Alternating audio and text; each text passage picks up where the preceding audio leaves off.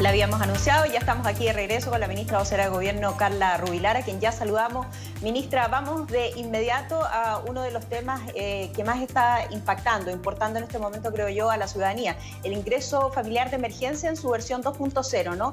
Tenemos súper clara la película respecto de aquellos que recibieron el primer beneficio, ya estaban inscritos, lo van a recibir también de forma automática en esta segunda ocasión. Pero, ¿qué pasa para todos aquellos que están en proceso de postulación? Sobre todo pensando en el pago del beneficio durante este mes de junio, que ya prácticamente quedan solo 4 días, ¿no? Sí, efectivamente, Soledad, Diana, estamos muy contentos porque el día de ayer el ministro Monkeberg decía que ya estábamos pagando las primeras 400.000 hogares que reciben el IFE. Y estamos hablando, como usted muy bien decía, Soledad, de quienes ya lo habían recibido en nuestro IFE 1, pero ahora lo reciben porque estaban automáticamente con este nuevo monto, ¿no es cierto?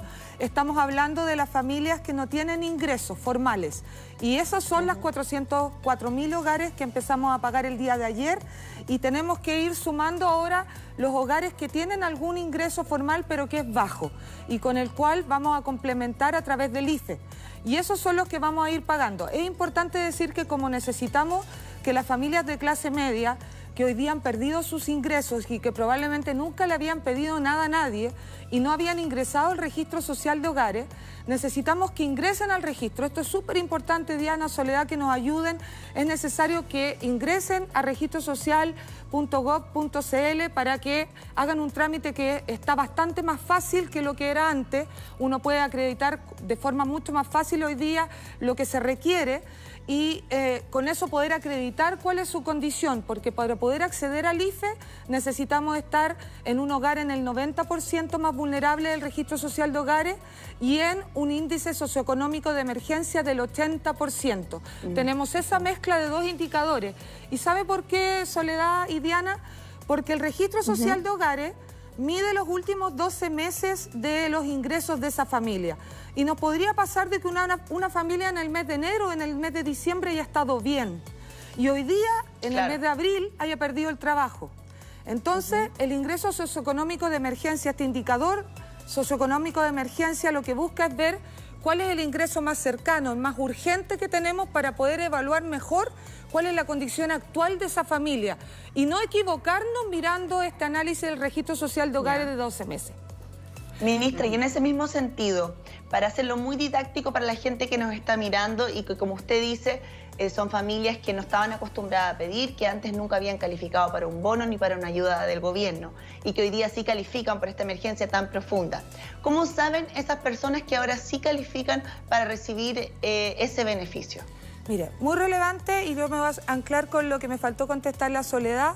Nosotros hemos extendido el plazo de apelación del bono del IFE 1 de mayo y estamos hasta efectivamente el 3 de julio en apelación. Cuando uno no quedó y cree que no quedó porque hay algo malo en su registro social de hogares, puede apelar hasta el 3 de julio. La postulación para el beneficio la extendimos hasta el 9 de julio. Es decir, también una familia que no tiene el registro social de hogares lo puede sacar hasta el 9 de julio y postular inmediatamente en el ingreso de emergencia para poder acceder a este beneficio. No importa que nos demoremos efectivamente, porque hay que reconocer que el registro social de hogares más o menos se demora en su evaluación 30 días, es real.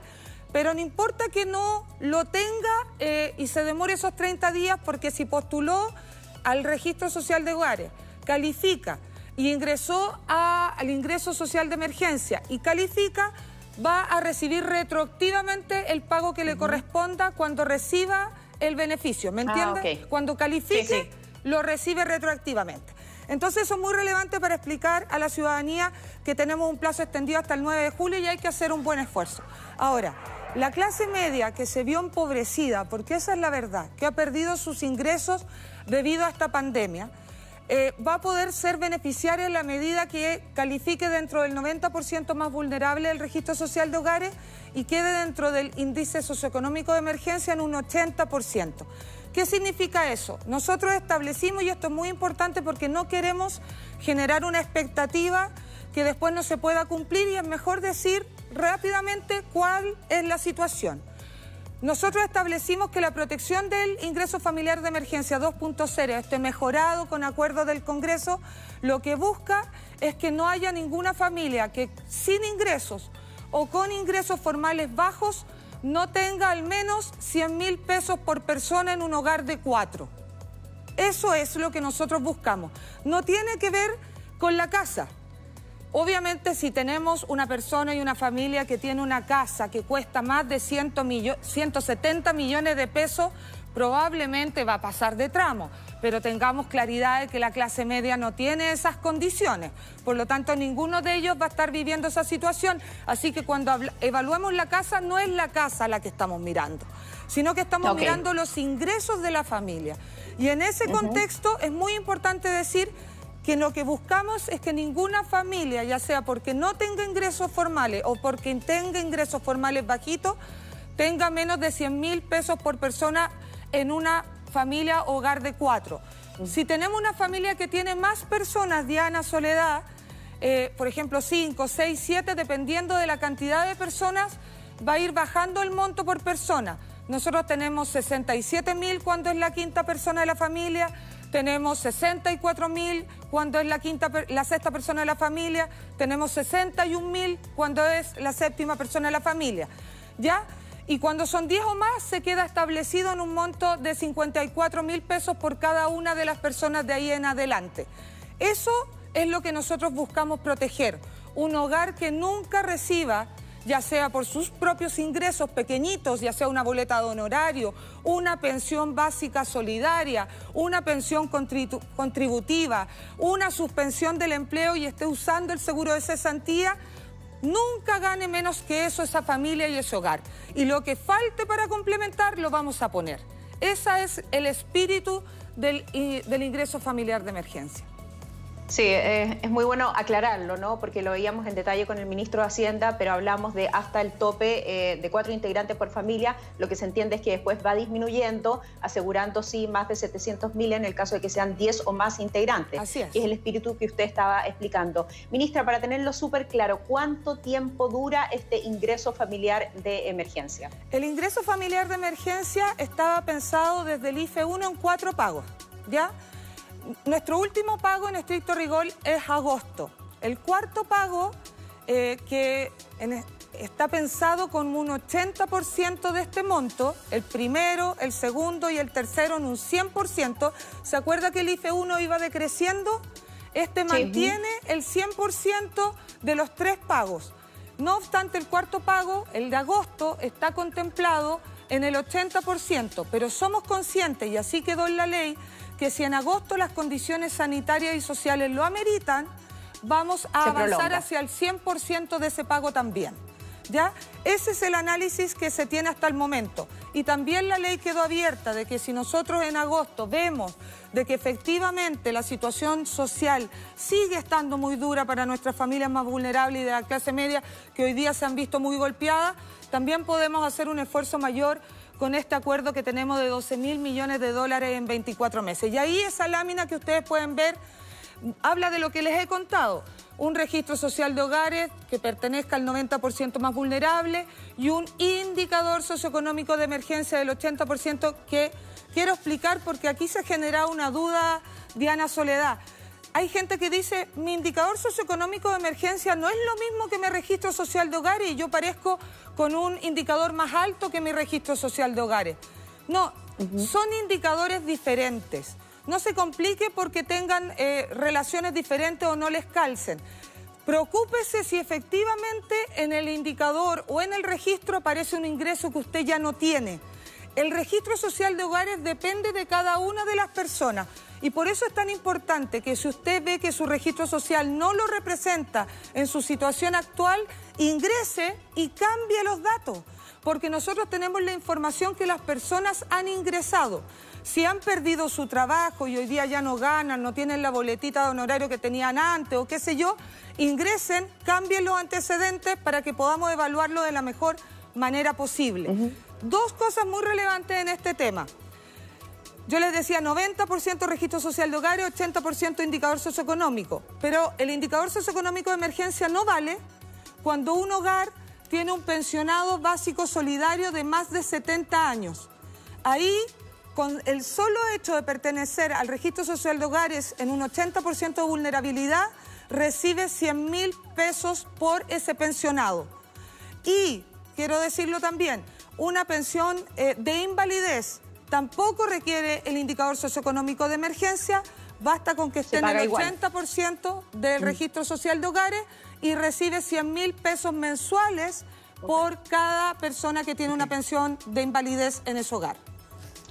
Ministra, ¿cómo se hace el conteo? ¿Por familia o por vivienda? Considerando que hay muchas personas o varias familias que viven juntas en la misma vivienda. Muy buena pregunta, porque es tal cual, Diana. Hay mucha gente, y lo vimos con la entrega del programa Alimentos para Chile, cuando fuimos con las canastas de alimentos, que en hoy día sobre todo, siempre ha sido, pero hoy día por Dios que se ha acrecentado, que en una misma casa pueden vivir varias familias, algunas de allegada, etcétera. Es por hogar. Es por la unidad del hogar, no tiene que ver con la vivienda. Es lo mismo que yo le decía anteriormente. Yo puedo tener una vivienda propia que esté pagando con un crédito y que hoy día me sienta bien agotada por tener que seguir pagando ese crédito. Y cayó mis ingresos muy bajos.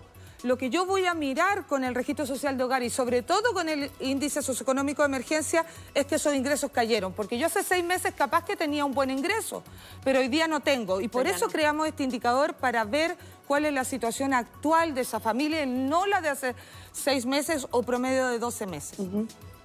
Bueno, de hecho el ministro de Hacienda nos comentaba, invitaba, ¿no?, a las personas a postular de todas formas, porque él decía, va a haber muchos que van a sentir, no, lo más probable es que yo no quede o no acredite para recibir el ingreso familiar de emergencia en esta versión 2.0. Él decía, mejor inscribirse y ver lo que sucede, porque los fondos están y están disponibles para las personas que ustedes mismos como gobierno entonces han prometido. Respecto de los plazos de pago, ministra, ¿cómo se ejecuta eso? Sí. Me engancho de nuevo con lo que dice Soledad porque es muy relevante. Hay personas que postularon al IFE 1 y que no quedaron y que pueden apelar. En la página de ingreso de emergencia hay que llegar arribita donde dice tienes un problema y ahí uno puede apelar, ¿ya? Es importante recordar que el primer pago uno lo puede apelar hasta el 3 de julio, nos queda tiempo todavía. Pero ojo, uno podría no haber calificado para el IFE 1 y sí calificar para el IFE 2. Por lo tanto, no asimile que por no haber calificado, aunque haya apelado en el IFE 1, pueda no calificar para el IFE 2, porque es probable que ahora sí califique, porque aumentamos el monto, aumentamos el tramo y aumentamos la cantidad de personas que pueden calificar. Así que a todas las personas que no calificaron para el IFE 1, que incluso apelaron y les dijeron que no, pueden perfectamente estar calificando para el IFE 2. Ahora, los plazos. Este pago que viene, 9 de julio, para estar pagando probablemente a fines de julio. Después, todas las primeras semanas, probablemente 7, 8, ahí está, mire, el mes de... Ahí están. Ya se hizo, como les decíamos ayer, el segundo pago, que eran los automáticos, los que habían recibido algún pago del Estado y que además no tenían ningún ingreso. Al 9 de julio extendimos el plazo para postular al segundo pago. Acuérdense que tiene que sacar su registro social de hogares, actualizar su registro social de hogares y hasta el 9 de julio tener el registro actualizado y postular en ingreso de emergencia. Y al 28 de julio es el plazo máximo para el segundo pago. Ese es el segundo pago. Pero el tercero y cuarto probablemente va a ser muy similar. Hasta el 8, 9 de agosto para poder postular y a fines de mes para poder pagar. Y así también el último pago, que es el cuarto, que va a depender de cómo esté la condición sanitaria, si pagamos un 80% del beneficio o pagamos un 100% del beneficio. Ministra, justamente pensando en esas familias que van a postular a este beneficio o algún beneficio por primera vez, ¿qué pruebas necesitan ingresar a esta página web para demostrar que sus ingresos están en cero o están más bajos de 400.000 pesos por una familia de 4 personas? Bueno, antes, ustedes se acuerdan que para el registro nosotros hacíamos un trabajo mancomunado con el asistente social, con la visita. Entendemos que estamos en un estado excepcional de emergencia y todo lo estamos haciendo a través de vía web, ¿ya? Y a través de vía web se piden pocas cosas. sobre todo cuando es un hogar de más de 2 personas, que tiene que ver con cómo acreditar el domicilio, y ahí se dan una cantidad importante de posibilidades para poder acreditar el domicilio desde la boleta de pago de servicios básicos, etcétera. Son muy pocos los documentos, la idea es confiar en las declaraciones juradas. Después, cuando pase la pandemia, vamos a mirar hacia atrás y probablemente vamos a hacer el esfuerzo con la asistente social y todo, pero nosotros entendemos de que hoy día la familia requiere que flexibilicemos los procesos, requiere que confiemos también en que la gente está pidiendo porque realmente lo necesita, y estamos facilitando todo el proceso de forma remota y con muy pocos papeles, apelando a que la ciudadanía también, cuando hace su declaración jurada, Soledad, Diana, también sabe que el falsear los datos es una falta grave. Finalmente está cometiendo una falta que puede ser sancionada, y nosotros sabemos al final del día que los que infringen todo tipo de normas son los menos, y la gran mayoría quiere hacer las cosas bien.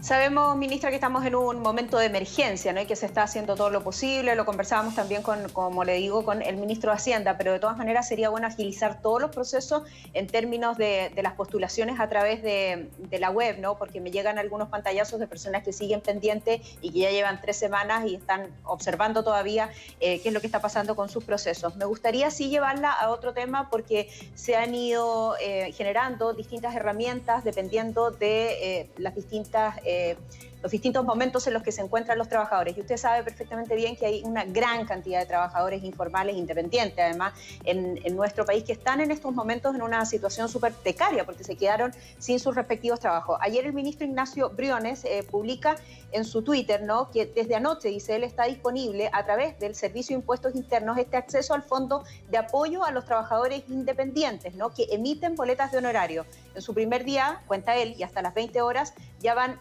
60.860 solicitudes procesadas y aceptadas. ¿A quién va a afectar ese fondo, sobre todo pensando en las necesidades que tiene hoy día la clase media?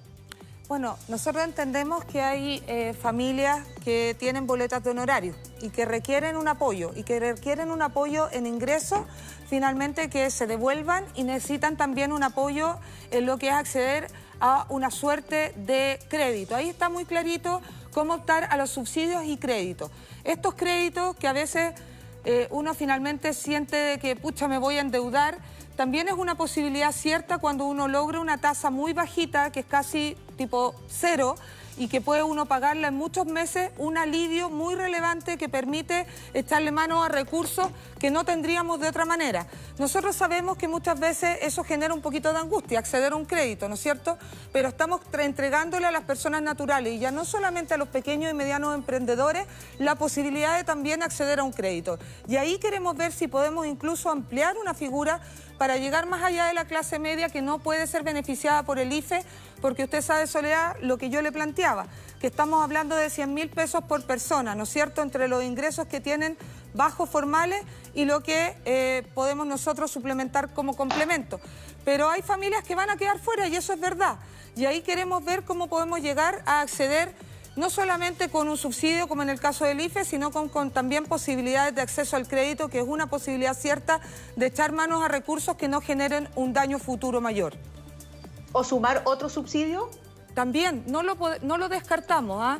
Cuando quedó abierto, efectivamente, y lo dijo el ministro Briones, un fondo de 12.000 millones de dólares en 24 meses, la idea es ir viendo cómo va evolucionando la pandemia. Cuando uno no sabe cuánto va a durar una emergencia como esta, uno tiene que administrar de la mejor manera posible los recursos para ver cómo vamos a llegar a proteger todo ese tiempo. No es lo mismo enfrentar una pandemia que dura 3 meses, o una que dura 6, a una que dura 9. Y mire cómo se ha ido generando rebrotes de la pandemia en Europa, lo alerta la Organización Mundial de la Salud. Por lo tanto, la gracia de este acuerdo, de este plan de emergencia que lideraron los ministros Briones, en su momento el ministro Monker, tiene que ver con este fondo que es amplio y que nos permite ir generando herramientas que se van moldeando según las necesidades. Primero veamos cómo funciona este IFE, veamos cómo funciona el beneficio de la boleta de honorario, las posibilidades de los créditos, y si nos damos cuenta de que necesitamos crear otra herramienta, por supuesto que podemos crearla, porque está en eso, en el espíritu de este plan de emergencia que generó amplio acuerdo. Ministra, a propósito de lo que usted comenta y de lo que todos sabemos, que esta crisis es la más profunda que hemos vivido en nuestro país, probablemente en el mundo, y que se va a alargar, al menos mucho más de lo que pensábamos al comienzo, hay muchas voces que están postulando la posibilidad de hacer un retiro parcial de los ahorros individuales de los fondos de AFP. Incluso hay un fallo en la Corte de Antofagasta que obliga a una AFP en particular a devolver el total de fondos de pensiones de una profesora que venía ya hace un tiempo pidiendo justamente la posibilidad de retirar sus fondos. Incluso dentro de su propio sector, como el diputado Desbordes, está de acuerdo con esta iniciativa, con retirar el 10% de los fondos. ¿Qué le parece a usted? A ver, yo creo que es muy importante aquí entender de que todos quienes proponen iniciativas, yo siempre parto de que hay buena fe, hay ganas de ayudar, de buscar nuevos mecanismos, soluciones, y siempre hay un buen espíritu detrás.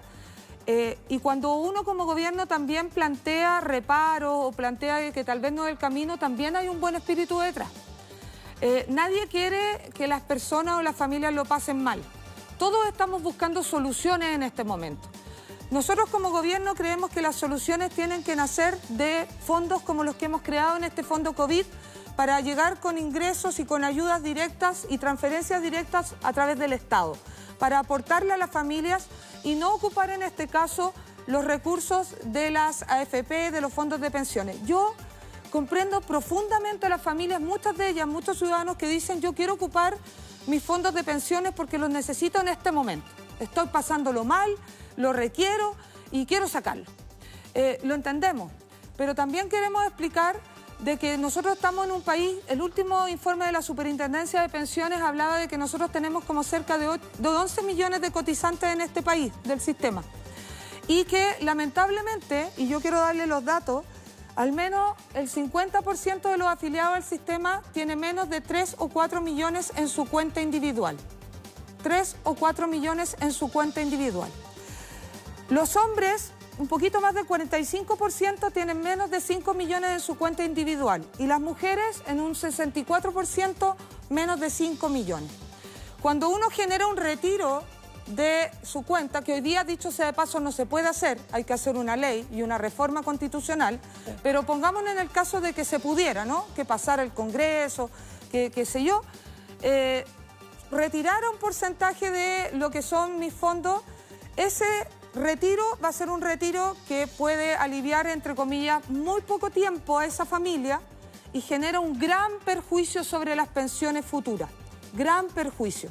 Porque hoy día las personas que tenemos nuestros recursos en los fondos de cotización previsional, dada la crisis económica del mundo, tenemos nuestros recursos muy bajitos.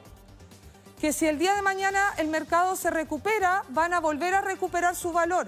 Es decir, además, si nosotros hoy día en la crisis retiráramos nuestros fondos, estaríamos retirando nuestros fondos a un valor mucho menor que lo que realmente tenemos. Y que solo porque estamos en una crisis ahora, tenemos ese monto tan bajito. Entonces, es difícil de explicar porque uno entiende la angustia. Y por eso nosotros tenemos que crear mecanismos y herramientas para llegar con soluciones desde el aporte del Estado para que la gente no sienta esa angustia de decir tengo que sacar mis recursos de alguna forma. Quizás para el gobierno sería hasta más simple decirle, bueno, porque hoy día es popular, es muy popular, está muy bien evaluado en las encuestas sacar los fondos de la AFP y quizás nosotros como gobierno hasta podríamos subir en popularidad si nos subiéramos a esta decisión. Pero como dice la OCDE, son miles los mecanismos que tenemos que buscar para proteger a las personas en una pandemia antes de que tocar los fondos del futuro, que ya sabemos que las pensiones están muy malas, tanto que hay un proyecto del presidente Piñera para mejorar las pensiones y de la ministra Saldívar.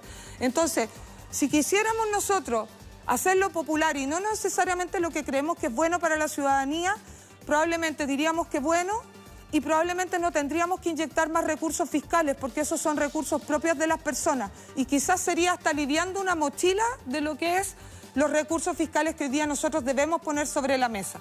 Pero no lo hacemos y planteamos que no es bueno porque creemos que el camino va al revés, que el camino va hacia mejorar las pensiones, hacia garantizar un sistema de seguridad social que permita que las familias del día de mañana estén realmente protegidas y tengan pensiones dignas para enfrentar la vejez.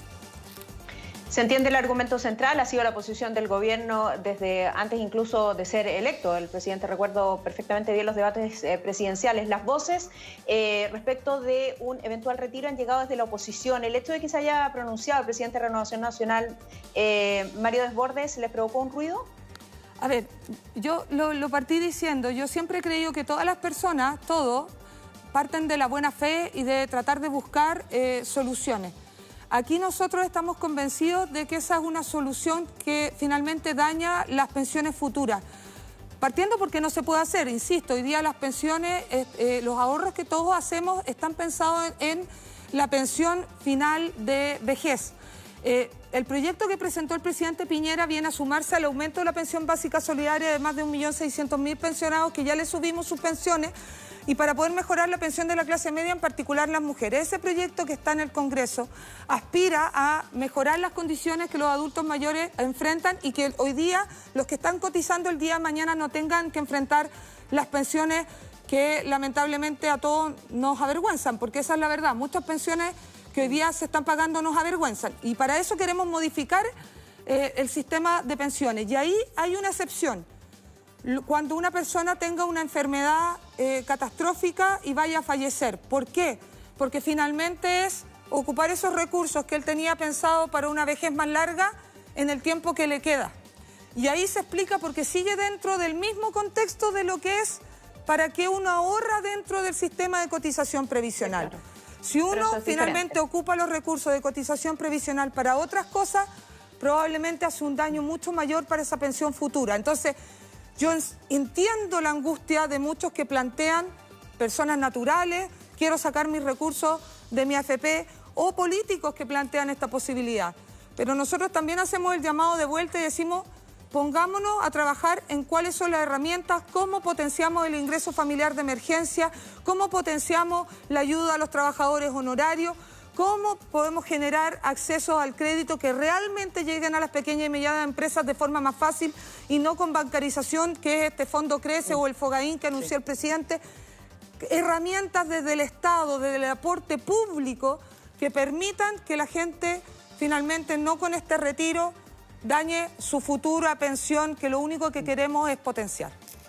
Ya, y la pongo en otro escenario, respecto de lo mismo, de las AFP, porque hay algunos que postulan que justamente para que no se produzca esta merma futuro en sus fondos de pensiones, cuando vayan a jubilar, se puede proponer el devolver esos fondos por parte de los mismos cotizantes o hay quienes postulan que por parte del Estado. ¿Qué le parece a usted? Bueno, nosotros tenemos un proyecto de ley que lo que busca es entrar a discutir nuestro actual sistema de pensiones. Es en ese proyecto donde nosotros tenemos que debatir oficialismo, oposición, gobierno, los expertos, la academia. Insisto, la OCDE plantea hoy día de forma muy fuerte que el retiro del 10% no es el camino. No debiéramos avanzar hacia allá, lo plantea la OCDE, digamos que representa la mirada mundial de la seguridad social también y cómo queremos generar bienestar en nuestros países. Y en ese contexto, nosotros en ese espacio de ese proyecto de ley discutamos todas estas iniciativas que hay. Tratemos de lograr la mejor ley de reforma de pensiones, donde el proyecto que presentó la ministra Saldívar tiene muchos análisis al respecto de qué pasa cuando yo tengo, finalmente, mis recursos tienen una rentabilidad negativa. ¿Me tienen o no me tienen que cobrar la cotización, no es cierto, este pedacito? ¿Qué pasa efectivamente cuando yo quiero cambiarme hacia una organización que ojalá no tenga fines de lucro? ¿Puedo o no puedo cambiarme? El proyecto también abre un espacio para eso. Hay muchas aristas que muchos parlamentarios de todos los colores políticos han planteado que es necesario modificar, que están en ese proyecto de ley, que los invitamos a discutirlo, a debatirlo, porque creemos que ese es el camino. Bien, ministra, vamos a otro tema que parece sumamente relevante. Yo creo esto es una teoría personal, que hubo un error inicial en la cantidad de permisos que se le otorgaron a las personas, que impidió reducir efectivamente la movilidad. Hoy día se ha reducido más, porque entre otras cosas se han reducido también los permisos y se están revisando aquellos trabajos de servicios esenciales. De todas maneras, las cifras no son nada alentadoras. El 51% de las detenciones por delitos contra la salud pública son personas que tienen entre 18 y 30 años y además Carabineros solo en la última semana registra más de 17.000 detenidos. ¿Qué otra otras políticas o más mano dura puede implementar el gobierno para que la cuarentena realmente la cumplan quienes deben cumplirla y quienes pueden cumplirla? Sí, muchas gracias, Soledad, sobre todo por la introducción de los números. Los permisos y las vulneraciones, finalmente, tenemos que saber distinguir. Voy a tratar de partir así. Nosotros sabemos que hay personas que requieren solicitar permisos, porque obviamente que hay personas que necesitan salir a comprar, abastecerse, que necesitan ir al médico. Ya, a esas personas que entendemos que tienen que realizar una actividad, les pedimos que cada vez que vayan a sacar un permiso, se pregunten si realmente necesitan sacarlo. Porque en su momento nosotros dejamos abierto un espacio y en algún momento se ocupó de forma muy ancha. Nosotros habíamos esperado que una familia donde cada una de las personas de ese hogar podía sacar un permiso se organizara de buena manera y uno fuera a comprar, el otro fuera a hacer tal cosa y no que cada uno pidiera un permiso por separado como si no fueran una familia sino que fueran una persona individual.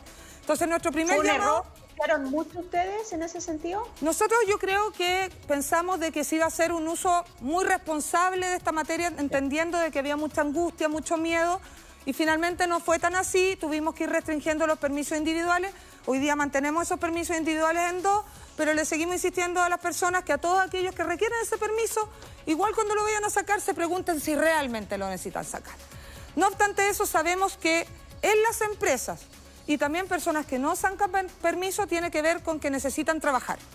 Las empresas, las que son esenciales, y ahí claramente hubo algunas empresas que no eran esenciales y que abusando, que no son la mayoría, porque también uno no tiene nunca que generalizar, que no son la mayoría, pero que abusando del mecanismo del permiso colectivo y de empresa esencial, finalmente hicieron labores no esenciales y es parte de lo que nosotros también sancionamos en el proyecto que hoy día es ley, para que a quien obligue el empleador al trabajador a ir a finalmente trabajar vulnerando una cuarentena, si no es esencial, tenga una sanción y una multa de hasta 10 millones de pesos.